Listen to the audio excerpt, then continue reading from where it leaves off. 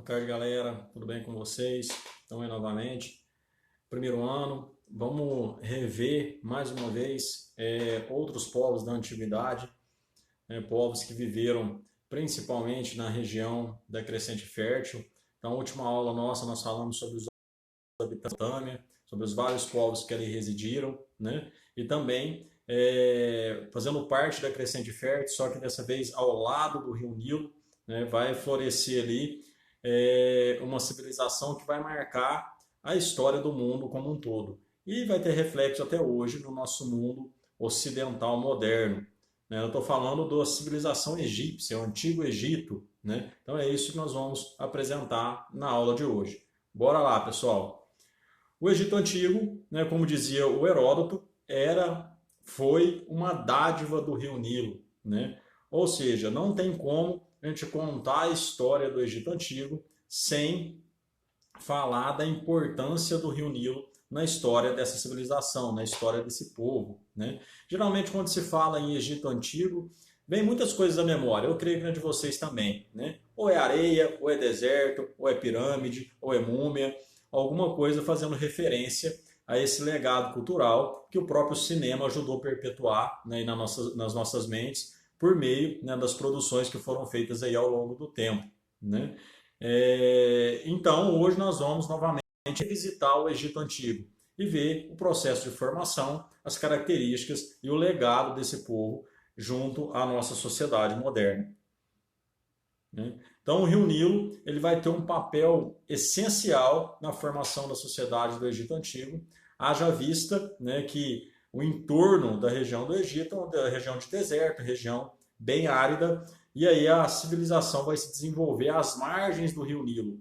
Haja vista que no período de cheias, esse rio, nas suas enchentes, depositava nas margens, né, uma série de sedimentos ali que acabavam por fertilizar o solo. Então, dessa forma, era-se utilizado, né, para a agricultura e também a água que vai ser desviada do leito dos rios, vários canais que vão ser abertos ali para levar por meio da irrigação a fonte de vida a regiões mais distantes do próprio rio. Né? Então, a partir dali vai ter uma organização do trabalho a partir da força das águas.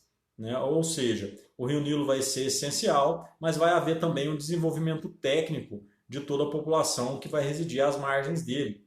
Tanto é que desenvolvimento técnico como a matemática, para a elaboração dos diques, para a questão das aberturas, né, e para levar essa água por meio da irrigação aos lugares mais distantes, assim como também as barragens e todos os reservatórios que foram construídos aí ao longo da história do Egito.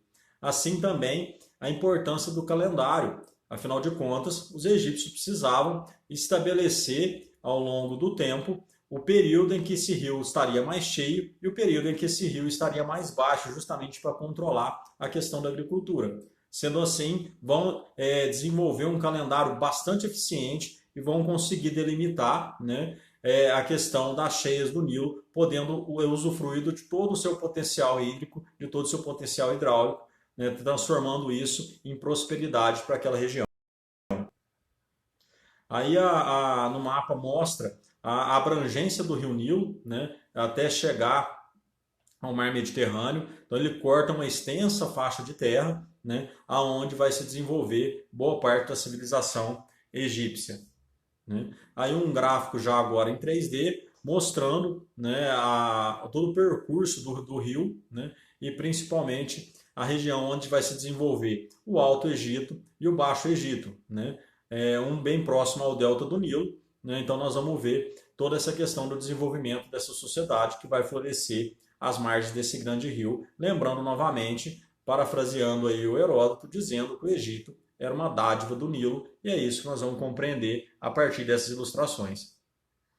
Né? Novamente uma ilustração mostrando, né, todo o papel do rio Nilo, atravessando aí regiões de deserto, interligando várias regiões e principalmente levando a vida, né, e formando ali uma grande civilização. Então a localização do Egito, muitas vezes quando se fala em Egito, né, muitas vezes não se tem a percepção de que o Egito está no continente africano.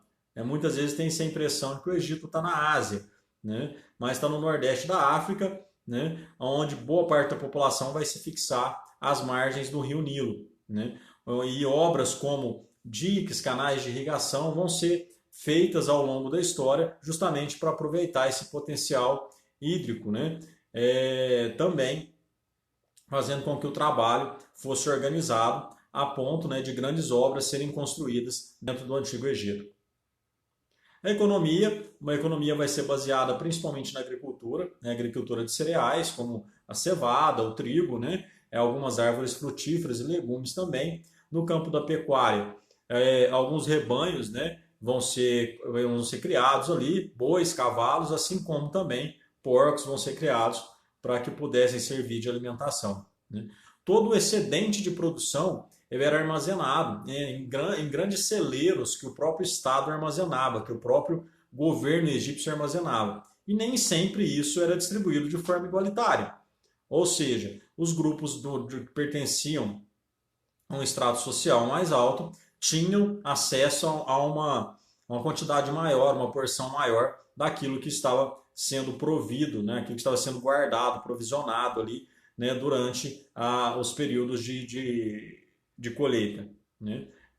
É uma ilustração do que seria o Antigo Egito, né? As edificações próprias, a pirâmide ao fundo, né? Ilustrando bem aí o período em que nós estamos analisando. Então, num primeiro momento, as comunidades egípcias, né, vão ser comunidades autônomas, chamadas de nomos. Então, são pequenos grupos de aldeias que eram governados ali por um nomo, né, por um nomarca. Então esses nomos, né, que vão dar origem aí às primeiras cidades, né, vão originar as primeiras cidades e vão se espalhar aí ao longo das margens do rio Nilo, né. Por volta do ano de 3500 a.C., existiam dois reinos, ou seja, o Egito estava dividido em dois, o Alto Egito ao sul e o Baixo Egito ao norte.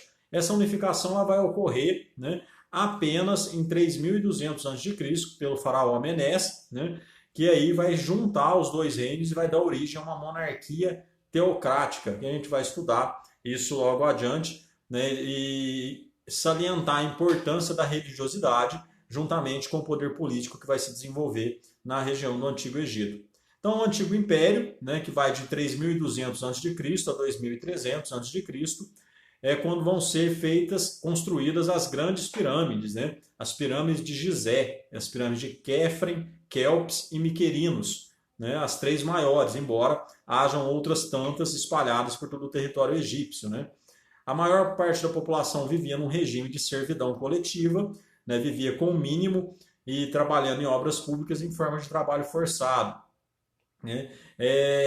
Um conjunto de péssimas colheitas, altos impostos, má administração, vai fazer com que esse antigo império chegasse ao fim, dando origem aí, de uma forma bem didática, à questão do Médio Império, né, que vai de 2050 a 1750 a.C. É quando os faraós vão recuperar o prestígio, vão recuperar a antiga organização que tinham, né, vão se estabelecer num período de grande crescimento econômico, mas nesse período também vai haver um intercâmbio cultural e principalmente o encontro, né, com outros povos que vão estar com os egípcios na mesma terra, que serão os Ixos, região da Mesopotâmia, que vão habitar juntos ali, e os hebreus provindos da Palestina, né, e que eu já contei a história para vocês na aula passada, a história de José do Egito, que no momento de seca vão tirar, né, da região da Palestina os hebreus que vão acabar migrando para o Egito e lá vão permanecer cativos, né, por mais de 400 anos. Justamente decorrente dos problemas que vão ocorrer dentro do Egito Antigo, tá? Principalmente um deles, né, que vai fazer com que os hebreus, como os Ixos, se tornassem realmente um empecilho, é a questão da procriação, porque eles procriavam numa quantidade, num espaço curto de tempo, ameaçando ali as bases, né, do Antigo Império, principalmente com medo de que eles pudessem, né, tomar o poder em algum momento. O novo império se estabelece entre 1580 e 1080 a.C., né, vai ser marcado aí pela expulsão dos Ixos, né? Ocorreu também nesse período o chamado Êxodo, quando surge a figura do Moisés, que nós também já comentamos em aulas anteriores, que vai promover a saída do povo hebreu do Egito, né, fugindo ali do período de cativeiro que vão permanecer por lá, né? É um período também que conquistas vão ser feitas diante do Egito, né? O Egito vai conseguir estender seus territórios à região da Fenícia, à região da Síria do Norte, chegando às margens ali do rio Eufrates, né? Então, grandes obras faraônicas vão ser construídas nesse período também, né? Obras monumentais, né? Como os templos de Luxor, Karnak e Abu Simbel, né? E é justamente nesse período, pessoal, que vai haver aquela guerra civil que nós comentamos em aula também, né? No Antigo Egito, aonde o Amenófis IV vai ter uma ruptura com os sacerdotes, né, que faziam todos os ritos dentro do Egito. Em uma disputa, o Amenófis IV vai tentar implantar o monoteísmo dentro do Egito, ou seja, vai abandonar o culto a vários outros deuses e vai elencar apenas um deus como deus a ser adorado, Deus Atom, né? E justamente para afastar desses sacerdotes que, em meio à religião politeísta, tinham uma abrangência e uma influência muito grande sobre a população.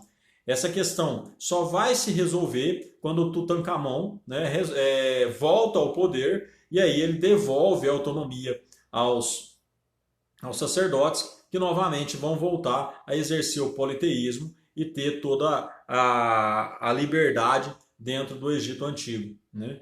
Aí aquilo que seria o templo de Luxor, né? As grandes muralhas, aí, os blocos de pedra todos enfileirados, né? Então os egípcios dominavam a arquitetura como poucos, né? E aí nós podemos falar também da Baixa Época, né? Que a partir de 1080 a.C. é caracterizado pelo o declínio do Império, principalmente ocasionado, né, por ataques de povos que faziam fronteira ou que muitas vezes vão defrontar, né, com os egípcios, principalmente os assírios, que tinham a fama de toda a violência, né, e que vão subjugar boa parte do território egípcio nesse momento, tá? Com o enfraquecimento aí, principalmente do poder central, e esses nomarcas que até então governavam localidades menores vão passar a ter uma independência maior quanto ao governo das suas regiões, tá? Em 525, né, os egípcios vão ser invadidos pelos persas, depois vão ser dominados aí tanto pelos macedônicos, pelos gregos e também pelos romanos, tá? Assim como pelos bizantinos e pelos árabes. Ou seja, vão acabar perdendo devido ao embate aí com outros povos que vão acabar subjugando o Império Egípcio. Quanto à monarquia egípcia, né, ela se apresenta de uma forma bem rígida, né, e a sociedade vai se estruturar em torno dela. Né? No alto da pirâmide está a figura do faraó e da sua família, lembrando que geralmente o faraó ele se relacionava e se casava com a sua irmã, né, uma das suas irmãs, justamente para manter o poder dentro da mesma família. Então vai ser uma sociedade estamental, estratificada, ou seja, a posição social vai ser praticamente definida pelo nascimento, não vai ter mobilidade social. O faraó vai ter além de ser o rei, ele vai ter uma autoridade despótica, ou seja, soberana, né? Ninguém vai ousar questionar aquilo que ele vai dizer, e ao mesmo tempo teocrática, porque ele vai centralizar em si também a questão do poder divino, afinal de contas o faraó vai ser considerado um deus vivo, ou até mesmo uma reencarnação dos deuses do Egito Antigo, né? Como Horus, o deus do ar. A monarquia egípcia, então, né, trocando em miúdos, o faraó era rei, juiz e chefe militar e grande sacerdote, ou seja, o chefe supremo de toda a sociedade. Abaixo dele, os funcionários reais, né, como os escribas, que dominavam a escrita e tinham um papel muito importante, principalmente na organização da vida dentro do Egito. Também a presença dos sacerdotes, com os ritos religiosos, e também dos militares, tá? Sacerdotes esses que vão ter uma importância muito grande porque os egípcios acreditavam na vida após a morte. Então todo o ritual era feito ali por esses sacerdotes que passavam por etapas para conduzir o faraó e seus familiares aí ao pós-vida, né? Uma camada média eram os artesãos e comerciantes. E abaixo deles, né, os camponeses, também chamados de felás, que eram responsáveis por todo tipo de trabalho e produção agrícola, né, aliado ali aos escravos, né, que prestavam tanto serviços domésticos como também nas pedreiras, né, transportando grandes blocos de pedra que eram utilizados nas construções egípcias.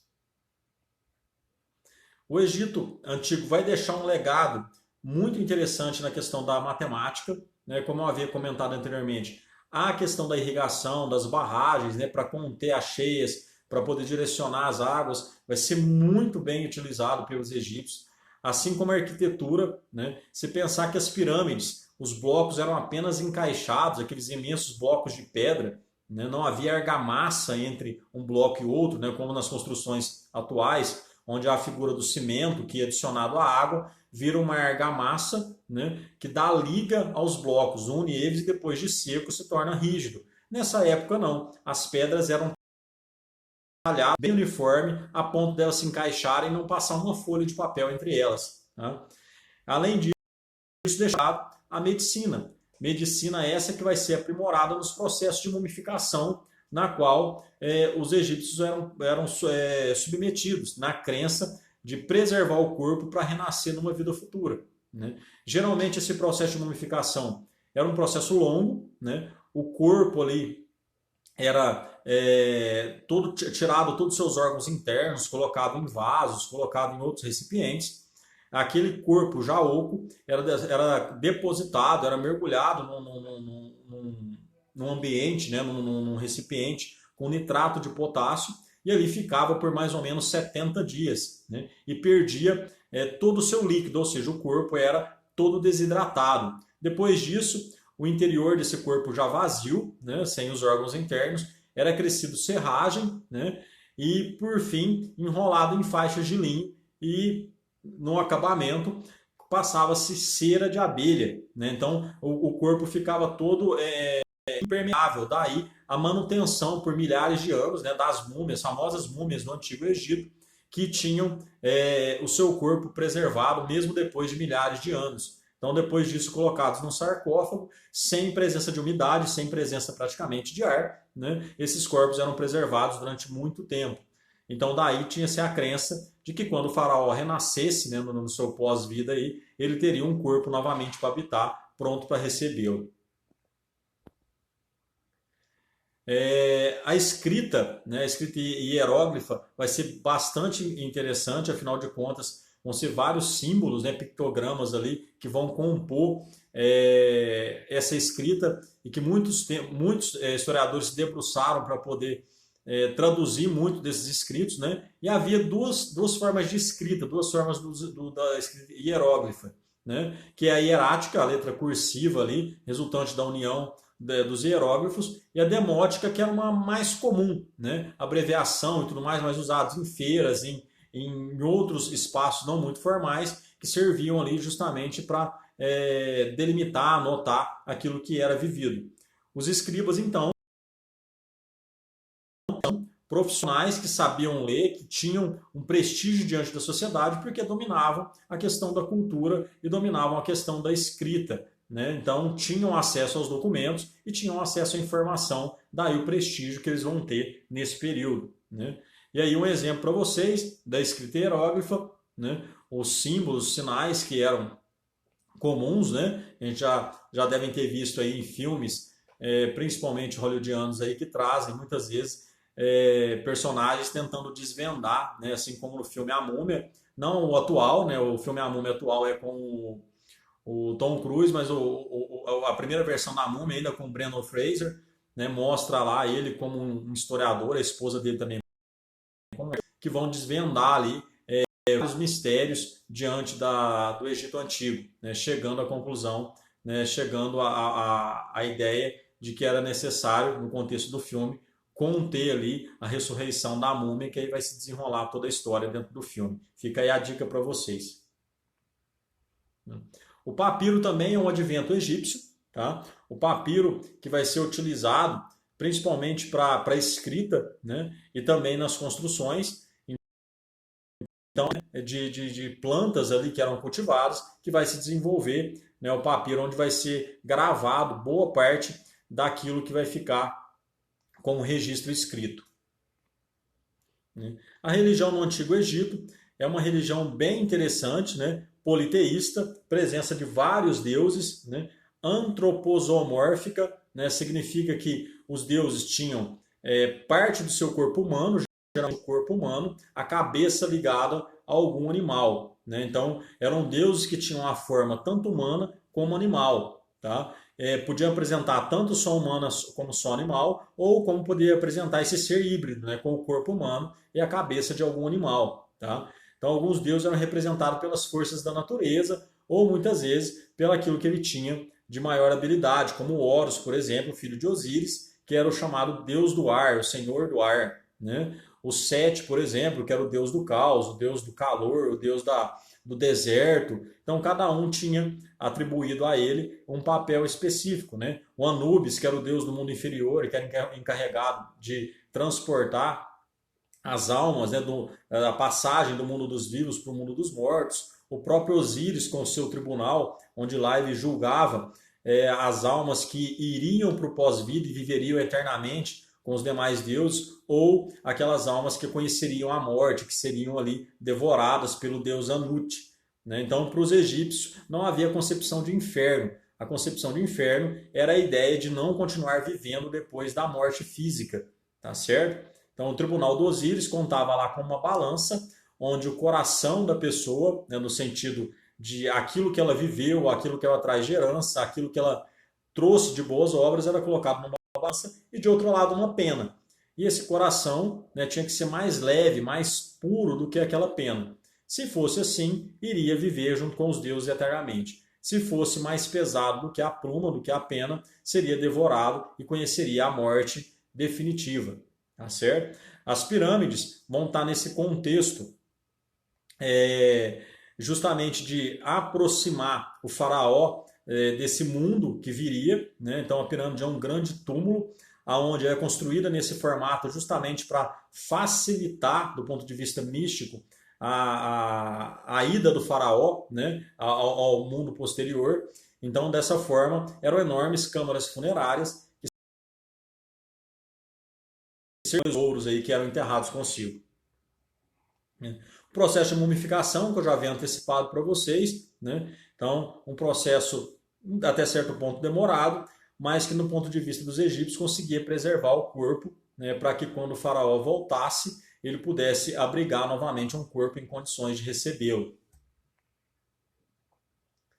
Há inúmeras obras aí que foram construídas, né? Desde a pirâmide de Gizé até outros monumentos e obras arquitetônicas durante todo esse período. E aqui as pirâmides de Gizé, né? As três maiores aí, né? Quéops, Quéfen e Miquerinos, que até hoje, né, trazem no imaginário das pessoas uma série de lendas, uma série de enigmas. Né? Muitos historiadores apontam que os arquitetos, né, aqueles que projetaram as pirâmides, eram mortos depois da sua projeção, para que eles não revelassem os segredos a ninguém. Né? Muitos dos rituais fúnebres eram compostos também, né, da morte também, de todos os empregados do faraó, que eram sepultados junto com ele, para que quando ele voltasse à vida, lógico, ele tivesse quem servi-lo. Já pensou? O faraó ressuscitou e não tem ninguém para servir a ele uma taça de vinho, né? A servir a ele uma uvinha, nem nada nesse sentido. Então ele precisava ter quem servisse e dessa forma esses servos acabavam, esses empregados acabavam sucumbindo junto com ele. Né? O legado dentro da cultura, nós vemos a questão da arquitetura, a questão das próprias esculturas, né? As pinturas também que são recorrentes, volta e meia a gente vê por meio do próprio cinema. Né? Dentro das ciências, a questão dos cálculos e a questão do desenvolvimento do calendário, principalmente a partir das cheias do Rio Nilo. Né? Vão destacar áreas ainda como a química, a matemática, que vai ser muito utilizada, tá? A astronomia e também a medicina, principalmente a partir do processo de mumificação, onde se tinha conhecimento, né, da parte anatômica e, por meio desses estudos, chegava-se ao tratamento de algumas enfermidades. Então, dessa forma, um breve resumo aí do que foi o Egito Antigo, só para a gente finalizar, né, nessa etapa, a questão dos povos da antiguidade. A gente vai retomar logo mais os conteúdos, abordando aí a sequência da matéria, principalmente falando de Grécia, de Roma e de outros povos do mundo antigo. Tá certo, pessoas? Abraço, espero vocês no fórum.